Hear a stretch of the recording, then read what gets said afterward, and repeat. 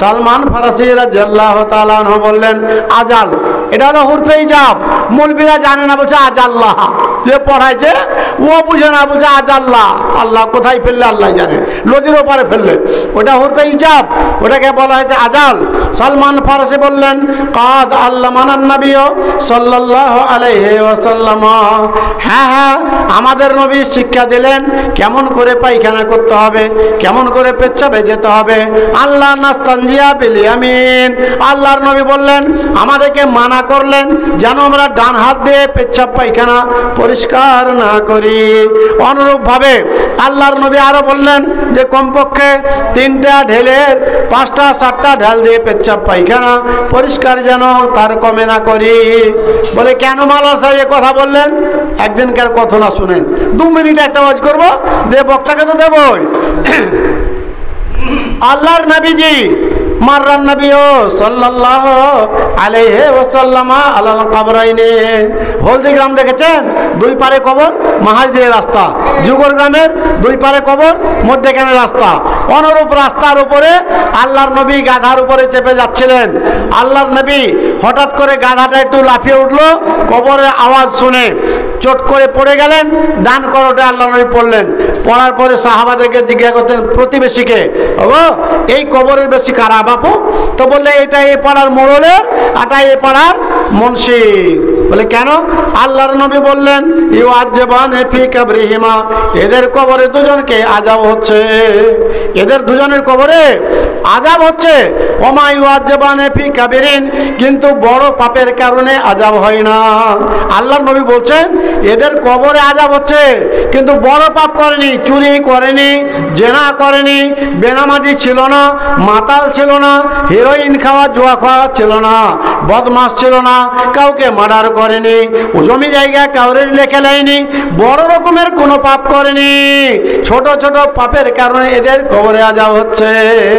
আল্লাহর নবী বললেন আম্মাল আহাদুহুমা, এই কবরবাসীকে এই কারণে আযাব হচ্ছে যে লা ইয়াস্তাতরু আন বাউলিহি, পেচ্ছাব করা পায়খানা পড়া করার সময়ে লক্ষ্য রাখতো না, গায়ে বা পায়ে পেচ্ছাব লেগে যেত। বলেন আল্লাহর নবী বলছেন একে কবরে আযাব হচ্ছে। তো এই বেনামাজি ছিল না, বেনামাজিকে তো আযাব হবে। চোর ছিল না, ওকে তো আযাব হবে। বদমাস ছিল না, লুটপাটকারী ছিল না, জেনাকারী ছিল না, এই কারণে তো আযাব হতেই পারে। তো ইয়ার সব ভালো ছিল, অথচ কবরে আযাব হচ্ছে কেন? আল্লাহর নবী বললেন এই ব্যক্তি পেচ্ছাব করার সময়ে বা পায়খানা করার সময়ে পানি নিয়ে যেত না, সাথে বদনা নিয়ে যেত না, গায়ে পায়ে পেচ্ছাব লাগতো। আল্লাহর নবী বললেন সাহাবারা শুনে রেখেছ, আমার পূর্বে যারা নবী ছিল সেই সমস্ত নবীর ওপরে কি হুকুম ছিল? ইজা আসাবাত মিনান নাজাসাতে, যখন পেচ্ছাব পায়খানা গায়ে লেগে যেত তাদের হুকুম ছিল ইউকরাজু বিল মাকারিজে, কাঁচি দিয়ে ছুরি দিয়ে পেচ্ছাব পায়খানা লাগা চামড়া বা লুঙ্গিকে কেটে ফেলতে হতো। আমি এমনি এক নবী, আমার জন্য আল্লাহ রাব্বুল আলামিন আদ-দীনু ইউসরুন আদ-দীনু লিনুন, আল্লাহর নবী বলছেন আমার জন্য দিন ইসলামকে আল্লাহ এত সহজ করে দিয়েছে, গায়ে পায়ে পেচ্ছাব লাগলে পানি বা ঢেল দিয়ে মুছে দিলেই হয়ে যাবে। নবীর জামানায় এটা হলো, ওদের জামানায় কি ছিল? কত সাবধানে পেচ্ছাব পায়খানা করতে হতো। যে ইজা আসাবাত মিনান নাজাসা, পেচ্ছাব পায়খানা গায়ে পায়ে লাগলে, পায়ে লাগতো কি চামড়ায় লেগে যেত, তো ইউকরাজু বিল মাকারিজে, ছুরি দিয়ে কাঁচি দিয়ে কেটে ফেলতো, তবেই পবিত্র হতে হতো। আল্লাহু আকবার, পাক পবিত্র হওয়ার রাস্তা এটাই ছিল। আল্লাহর নবী বললেন না, আমার জন্য কি হুকুম? ঢেল বা পানি ব্যবহার করো। তাহলে একজনকে কবরে আযাব হচ্ছে যে বেচারা পেচ্ছাব করার সময়ে গায়ে বা পায়ে পেচ্ছাব লাগলে লক্ষ্য করতো না, তারই কারণে আযাব হচ্ছে। আর এক ব্যক্তিকে ও আম্মাল আখার, আল্লাহর নবী বলছেন এই ব্যক্তিকে কেন আযাব হচ্ছে জানো?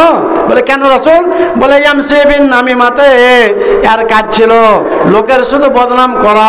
এ ভাই জানো ওর বিটির কেমন করে বিয়ে হলো, ওর বিটি কার সাথে পালিয়ে গেল, ওর পোতা কার সাথে পালিয়ে গেল, এটাই ওর আলোচনা।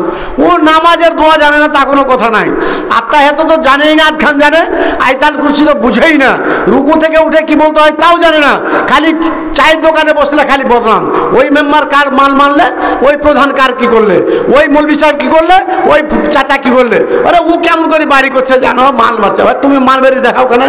তোমাকে কেউ মাল দিয়ে দেখো?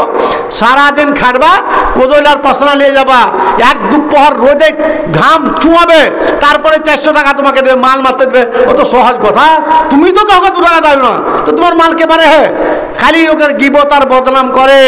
এই মুনাফিকটা, এই চোরটা, এই বেঈমানটা নামাজও পড়ে, এই বাটপার মসজিদে নামাজ পড়ে, হজ করে, মাথায় টুপি দিয়ে বেড়ায়, জাকাত দেয়, ওসর দেয়, আর কাউকে ঠগিয়ে গিরস্তানি করেনি, কিন্তু খালি লোকের গিবত চর্চা করে, বদনাম করে, তারই কারণে কবরে আযাব হবে, কেউ ছাড়াতে পারবে না।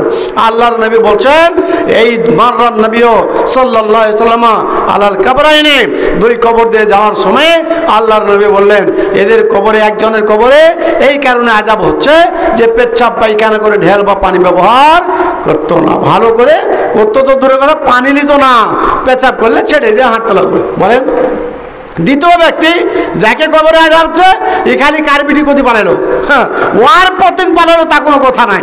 ওয়ার মেয়ে লোক কোথায় শুয়ে থাকে আল্লাহ জানে, ও আল্লাহ জানে, খোঁজ খবর রাখে না, মাতলাম করে বেড়ায়, আর খালি লোকের গিবত চর্চা করে, বদনাম করে।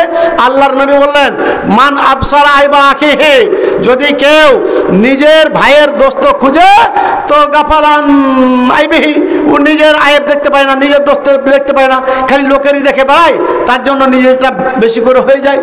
আর যদি কেউ নিজের পাপ দেখে, অন্যর পাপ দেখবে না, তাহলে নিজে সাবধানে চলবে। আল্লাহর নবী বললেন, দ্বিতীয় ব্যক্তিকে যে কবরে আযাব হচ্ছিল, এখানে লোকের বদনাম গিবত চর্চা করে। মায়েরা আমার, মসজিদ করলে জান্নাত পাবেন এটা কথা নয়, কবরে কিন্তু আযাব হবে যদি গিবত করেন। মাদ্রাসা করলে, মৌলবি হলেও, বুখারী পড়লেও রেহাই নাই, কাউরির বদনাম ছেড়ে যান, তোবাতিল্লাহ করে নেন, বিড়ি বাঁধছেন, কি বলে আপনার কেথা সেলাই করছেন, ওটা আপনার কাজ, আপনি করছেন, ধান সিদ্ধ করছেন, আর একটা বোন আর একটা খালা আসলে খালি লোকের গিবত চর্চা করিয়েন না। আর জানো, ওর বেটির ওই ঘরে কি বিয়ে হয়? কেমন করে হলো? তোমার বেটি দিয়ে দেখাও। তোমার বেটি কেন করতে পারে না? লেখা নাই, পড়া নাই, অসভ্য, বর্বর, তোমার বেটি বদমাইশি করবে না, কে বিয়ে করবে? ভালো ঘরে বেকার হয়, আল্লাহ যার যেখানে লিখেছে তার সেখানে হবে। খালি আপনি গিবত করে, আপনার পাপের বোঝা করে কবরের আযাবটাকে টেনে আনিয়েন না। যেটা বলার উদ্দেশ্য, আল্লাহর নবীকে সালমান ফারসিকে বলছে, কাদ আল্লামাকুম নবিয়ুকুম কুল্লা শাইইন হাত্তাল খিরাত, তোমাদের নবী পেচ্ছাপ পায়খানার কথা বলেন, এই জন্য বলতে হয়। মায়ের আমার, পেচ্ছাপে বা পায়খানায় যাবেন, যে যেখানে যান বদনায় পানি নিয়ে যাবেন। আপনি চলে আসলেন, গায়ে পেচ্ছাপ লাগলো, কবরে আযাব হবে। নামাজি রক্ষা করতে পারবে না, দানেও রক্ষা করতে পারবে না, হজেও রক্ষা করতে পারবে না, কবরে কিন্তু আযাব হবেই। এই জন্য ছোট্ট একটা আমলের কথা বলে দিলাম, আল্লাহ যেন আমাদেরকে পানি ব্যবহার করার তৌফিক দান করেন। কারণ পেচ্ছাপ বা পায়খানা করে ঢেল বা পানি ব্যবহার করলে কমপক্ষে কবরের আযাব থেকে রক্ষা পাবো। নামাজ পড়ি ঠিক আছে, আলহামদুলিল্লাহ, সবটা ঠিক আছে, কিন্তু একটুকু ভুলের কারণে কবরে যেন আযাব না হয়, সাবধান থাকবেন। আমি আর বাড়াইছি না, আমাদের ওয়াজের কাজ, আদায়ের কাজ চালাতে হবে, তারই কারণে ইনশাআল্লাহ হজে আবার পরে আলোচনা হবে। এখন আপনাদের মাওলানা আব্দুল আজিম সাহেব সুন্দরভাবে ওয়াজ নসিহত করে, ইনশাআল্লাহ হজের খানিক ওয়াজ নসিহত করে কালেকশনের আদায়, মসজিদের আদায় আপনাদের করবেন। তবে রাস্তায় যারা যাবেন, যে যেখানকার মানুষ হন না কেন, যাকে দেখতে পাবেন 20 টাকা, 10 টাকা, 50 টাকা, 500 টাকা, যে যেমন ব্যক্তি দিয়ে পাঠিয়ে দেবেন, যা মাওলানা সাহেব তো বকছে মসজিদে, তো নিশ্চয়ই মসজিদের টাকার প্রয়োজন আছে, তার জন্য আমরা আলোচনা রাখছি, আপনারা দিয়ে পাঠিয়ে দেবেন। অনেক হাদিস কোরআনের সময় থাকলেও আমি আর বলছি না। শাহ আলাউদ্দিন হাতেমের কথা, আল্লাহর নবীর জামানায় মাল চাইতে পাঠাতে বেচারা নারাজ হয়ে গেছিল, আমার মাল আছে তো, রাসূলুল্লাহ তো চাহা কেন করে? বাস, আল্লাহর নবী গ্রহণ করেননি, সাহাবারা আবু বকর সিদ্দিক, হযরত ওমর কবুল করেননি, বেচারার উপরে লানাতের তক্তা একবারে পড়ে গেল, কেউ আর ওর মাল গ্রহণ করলো না। আপনি মনে করেন না যে আমার ধান আছে মানে মৌলভী সাহেব বাড়ি হয়ে যাবে। এই পাড়ার মানুষ তো দূরের কথা, সারা মুর্শিদাবাদ জেলা সাগরদিঘি থানার একটাও মানুষ বলতে পারবে না যে যুগলের বিসমিল্লাহ মাওলানার ছেলে 3 জায়গায় চাকরি করে, ওসরের ধান বলে আদায় করে না। লিজের প্রয়োজন নয় আমার, আমি লিব না আপনার ধান, কারণ আপনারা আমাকে বেয়ে দেখেছেন, চেয়ে দেখেছেন, আমি যা করি মাদ্রাসার জন্য, মসজিদের জন্য কালেকশন করি। এই জন্য বুক ফুলিয়ে বলতে পারি, আমাকে জীবনে কেউ বলতে পারেনি যে 10টা টাকা দিয়ে হিসেব দেয়নি, এটা বলতে পারবে না। আর কদিন বাঁচবো? 50-54 বছর বয়স হয়ে গেল। ইনশাআল্লাহ আজিজ যেখানে যাব বুক ফুলিয়ে কালেকশন করব। মসজিদ আপনাদের প্রয়োজন, সবাই মিলে টাকা দেবেন, যে না দেবেন তো আচ্ছা তারা গালি দিয়ে বাড়ি চলে যাবে, কোনো চিন্তা নেই।